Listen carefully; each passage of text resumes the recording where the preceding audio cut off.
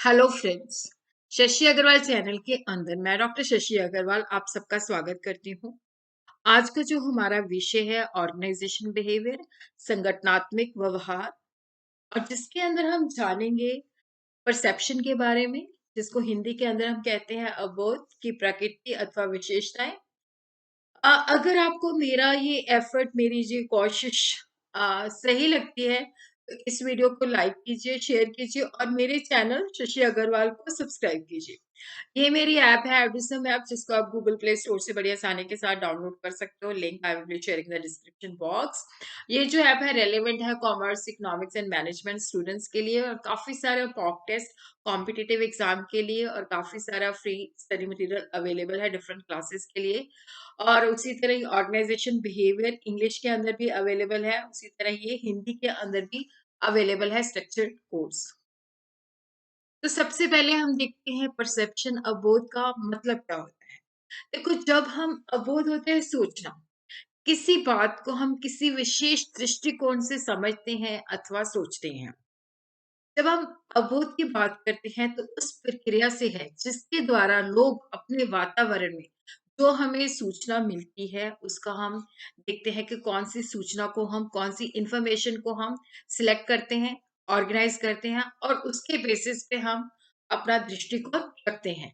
इसको हम इंग्लिश के अंदर इस तरह से भी कह सकते हैं, it refer to that process through which the people select, organise, interpret information available in their environment. कि जो भी हमारे वातावरण के अंदर जो सूचना मिलती है उसको हम देखते हैं कि कौन सी सूचना, मतलब जो भी सूचना हमें बताई जाती है उसके अंदर से हम सिलेक्ट करते हैं, उसको संगठित करते हैं, फिर उसके बेसिस पे हम अपना दृष्टिकोण व्यक्त करते हैं।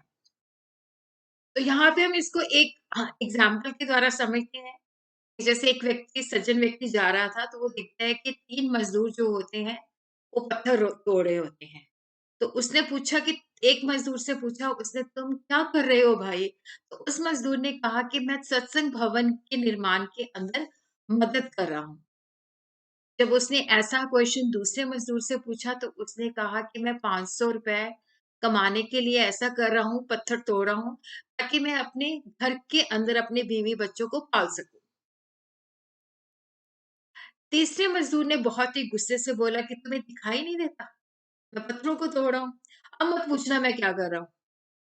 इस प्रकार हम देखते हैं कि तीनों का काम एक ही है, पत्थर तोड़ना है, लेकिन उनकी सोच के अंदर जो है अंतर है। तो इसी को ही हम क्या कहते हैं, अबोध कहते हैं। तो अबोध का अर्थ है किसी वस्तु, घटना अथवा व्यक्ति का वास्तविक चित्र नहीं होता।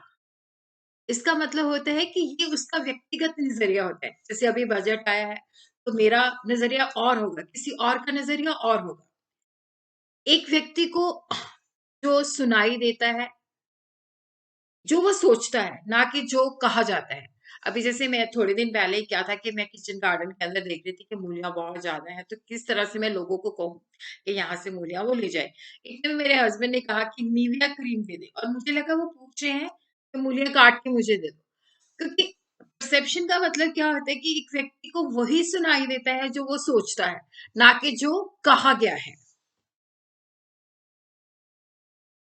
जैसे कोई व्यक्ति है उसको हम कहते हैं 2+2 क्या होता है, वो भूखा है तो वो कहेगा 2+2 4 रोटियां होती, क्योंकि उसकी वो अपनी भूख के बारे में सोच रहा है। जब हम अबोध का मतलब जो होता है उस प्रक्रिया से होता है जिसके द्वारा लोग अपने वातावरण में जो सूचना उनको मिलती है उस सूचना के अंदर से वो सिलेक्ट करते हैं, उसको ऑर्गेनाइज करते हैं, संगठित करते हैं, फिर उसके बेसिस पे उसका विवेचन करते हैं, उसके बेसिस पे वो अपना दृष्टिकोण देते हैं। हर एक व्यक्ति के वातावरण में बहुत सारी वस्तुएं, घटनाएं तथा लोग होते हैं जिनको हम स्टिमुलाई कहते हैं, जिनको हम प्रेरक कहते हैं। देखो, कोई भी व्यक्ति ना तो सभी वस्तुएं, ना घटनाएं, ना ही सभी लोगों की ओर आकर्षित हो सकता है। हर एक व्यक्ति जो होता है वातावरण के अंदर कुछ वस्तुएं, घटनाएं तथा लोग कुछ चीजों की तरफ आकर्षित होता है। जैसे मुझे याद है, मैं और मेरी बेस्ट फ्रेंड हम लोग बेंगलोर के ट्रिप पे गए थे। हम दोनों एक ही शॉप पे जाते थे, तो उस वक्त मेरे बच्चे बहुत छोटे थे।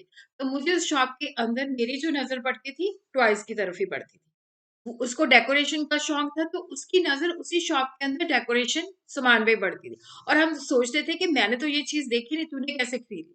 तो इस तरह से क्या होता है कि हर एक व्यक्ति जो है वातावरण के अंदर उपस्थित सारी वस्तुएँ, घटनाएँ तथा सारे लोगों के प्रति आकर्षित नहीं होता। वो कुछ वस्तुएँ, कुछ घटनाएँ तथा कुछ लोगों की तरफ ही आकर्षित होता है और जो वो वस्तुएँ या घटनाएँ या लोगों की ओर आकर्षित होता है, तो उसी के बेसिस पे वो जो सूचना होती है, उसको एक क्रम में संगठित करता है, ताकि उसको सार्थक बनाया जा सके।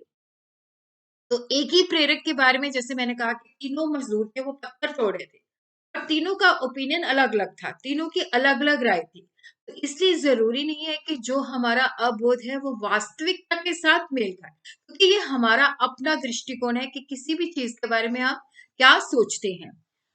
तो अबोध की परिभाषा है, अबोध एक सक्रिय मनोवैज्ञानिक प्रक्रिया है, जिसके द्वारा व्यक्ति अपने वातावरण को सार्थक बनाने के लिए अपने संवेदी अनुभूत का संगठन तथा विवेचन करता है।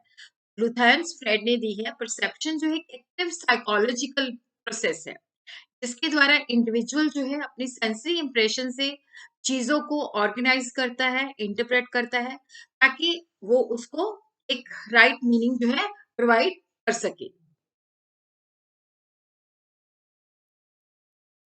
अबोध को एक ऐसी प्रक्रिया के रूप में भी परिभाषित किया जा सकता है, जिसके द्वारा व्यक्ति अपने वातावरण को सार्थक बनाने के लिए संवेदी अनुभूतियों का संगठन तथा विवेचन करते हैं।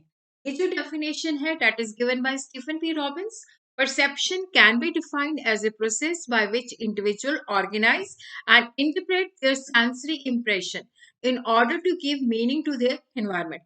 जो हम environment के अंदर देखते हैं, उसको इकट्ठा करते हैं, फिर उसके बारे में हम अपना दृष्टिकोण देते हैं। उसी तरह ही हम देखते हैं कि जो अबोध है उसकी प्रकृति क्या है अथवा उसकी विशेषताएँ क्या हैं, मानसिक प्रक्रिया है और यहाँ पे सक्रियता पैदा करने वाली प्रक्रिया है और ये एक व्यक्तिनिष्ठ, क्योंकि हर बंदे का सोचने का नज़रिया अलग होता है।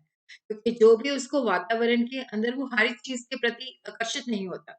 कुछ वस्तु, कुछ घटना, कुछ लोगों के प्रति आकर्षित होता है, जिसके बेसिस पे वो अपनी एक ओपिनियन देता है और ये विशेष व्याख्या है और ये संवेदना से विस्तृत है। प्रेरकों को क्योंकि जो भी हमें इंफॉर्मेशन मिलती है उसको हम विवेचन करते हैं, उसके बेसिस पे हम उसको सार्थक बनाते हैं और ये काफी सारे जो घटक होते हैं उससे प्रभावित होती है और यहाँ पे क्या होता है कि व्यवहार को हमने नियंत्रण करना होता है और ये जो परसेप्शन है इसके बहुत सारे यूजेस हैं और इसका ये पूरा जो कंप्लीट आपको जो इसकी व्याख्या है वो मेरे आपको दूसरे चैनल शशि अग्रवाल इकोनॉमिक्स तथा लॉ क्लासेस के अंदर अवेलेबल होगी।